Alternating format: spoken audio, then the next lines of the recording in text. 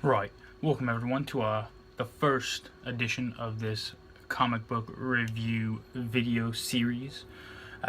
In this series, we will be going over the books on my buy list from that week, and I'll be reviewing them for you.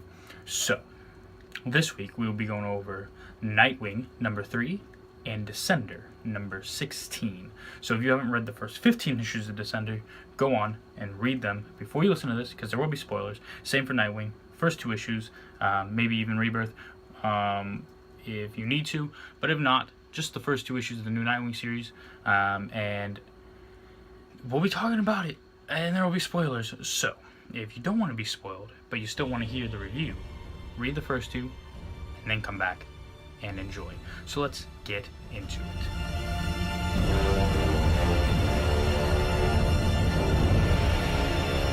Alright, so let's get right into Nightwing here. Nightwing number 3. We kind of kick off with a time jump of sorts.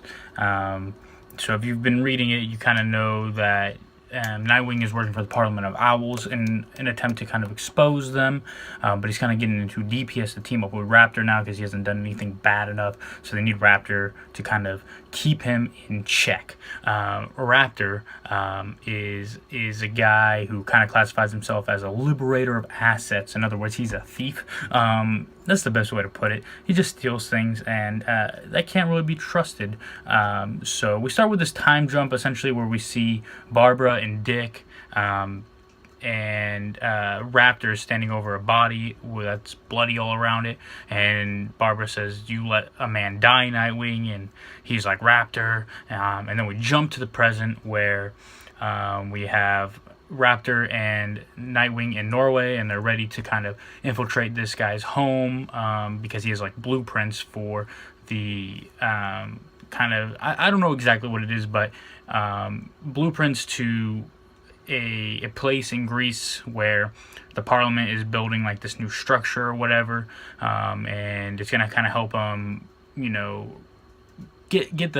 expose the Parliament and get them put away, essentially. And that's the goal. And Raptor kind of has the same goal. Like, he's kind of expressed that to Nightwing. Batgirl shows up, starts beating up Raptor, of course. Nightwing separates him, kind of explains himself. Essentially, this guy creates mazes, this guy in Norway. That's kind of his thing. And when he got his tarot read, like his future read through tarot cards, and it kind of, as a result, he found out that in his future, an assassin would come into his house and murder him. And so he used all his money and time and everything to build a mansion house. And so they're going through it, a maze house, and they're going through it, and he's, there are different pitfalls and traps and whatever. And then they get to a place where you have to kind of set up the original tarot card readings that he received. So Nightwing, having been in the circus, he knows what he's doing. He sets it up, knows what it's supposed to say, and boom, he's off. And Raptor runs out, knocks down Batgirl. Her and Dick chase after him and find him where we kicked off our story. And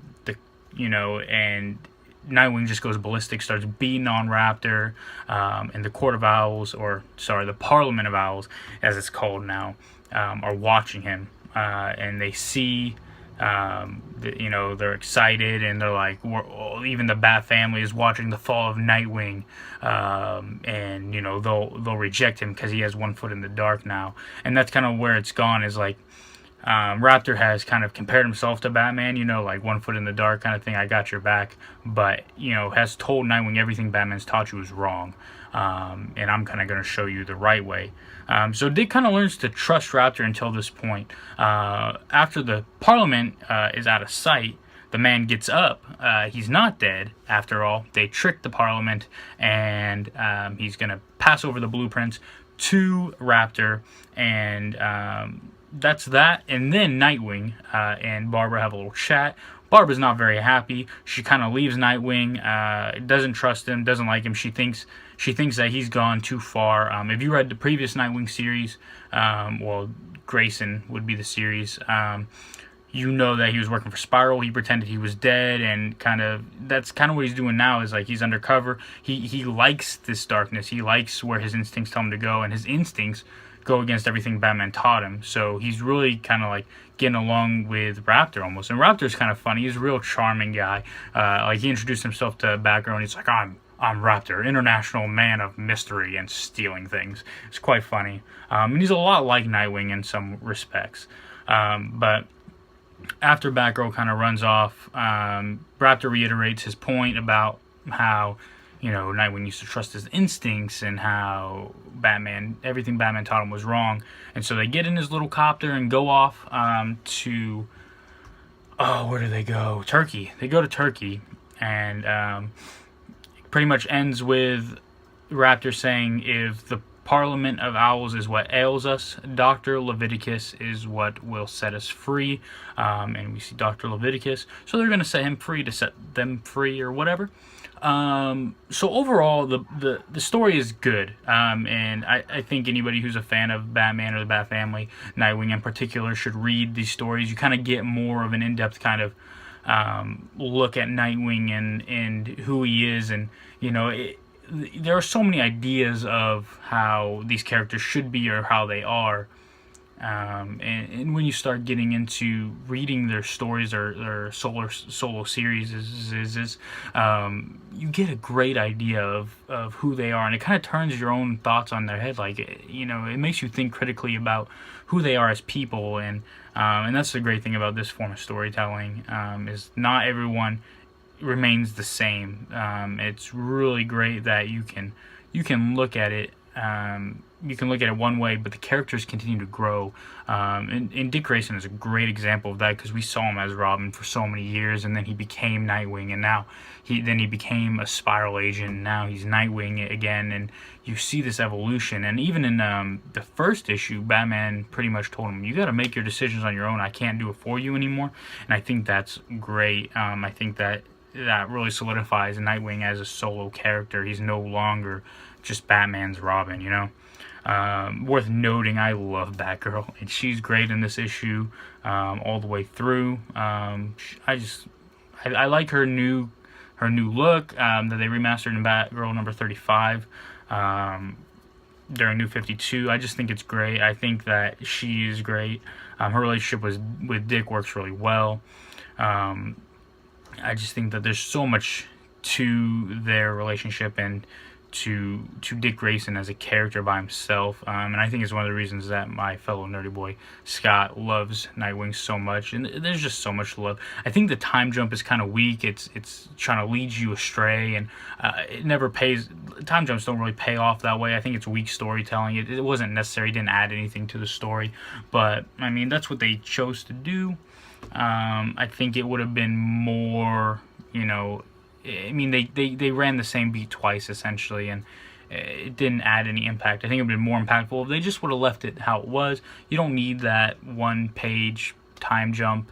It's unnecessary, really. But I'm really liking Raptor through this series, and getting a new understanding for Nightwing himself. So I can't wait to keep reading it. If you guys aren't reading it, I would recommend it. Check out the first 3 issues of Nightwing by Tim Seeley, and let me know what you think. Let me know if you have the same kind of thoughts, or if you're not enjoying the series, because I think it's really interesting how, for so long Batman's taught me this and Batman's taught me that, and they have a little bit of that, but here we're looking at it and saying, but it's not right. And we have to question Dick's motivations too. Is he right? Is it getting too personal for him? Should he be doing this? I think that is a very important thing. So I can't wait to continue reading the story and kind of see where it goes, and hopefully it leads us somewhere good. So that is Nightwing number 3.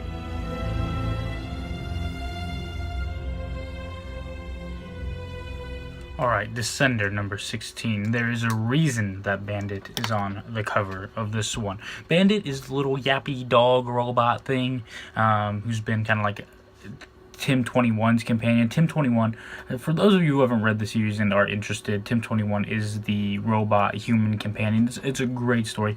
Catch up, because there's way too much in the first 15 issues to really explain here. So but part of it is kind of reflected in this. So what we end up doing is we go 10 years in the past, where the robots, the original like scrapper robots that began the attack, are attacking the UGC, the old United Galactic Council, and Andy, who is the human that Tim 21 was a companion for, and his mom are leaving. But while they're leaving, his mom is like, "Hey, you gotta go. Be brave. I have to go back in the mines. There's a leak, and I can try to save some lives." So she goes, and Yappy robot bandit dog is with Andy, and Andy's like, "I gotta go too." So he chases after his mom, and he's like, "Stay out of the way, bandit. You just be in the way." And then we go back. We go like 2 days later. Essentially what happens is you see 10 years ago this happens, and then afterward you see, because Tim 21 is sleeping, and there's no explanation for why he doesn't wake up. He should wake up. So we see like population 1 at the end, which is just the dog bandit. And then we see 1 day later, 2 days later, 10 days later, 10 years, 10 months, 10 years, and 10 years is when Tim wakes up finally.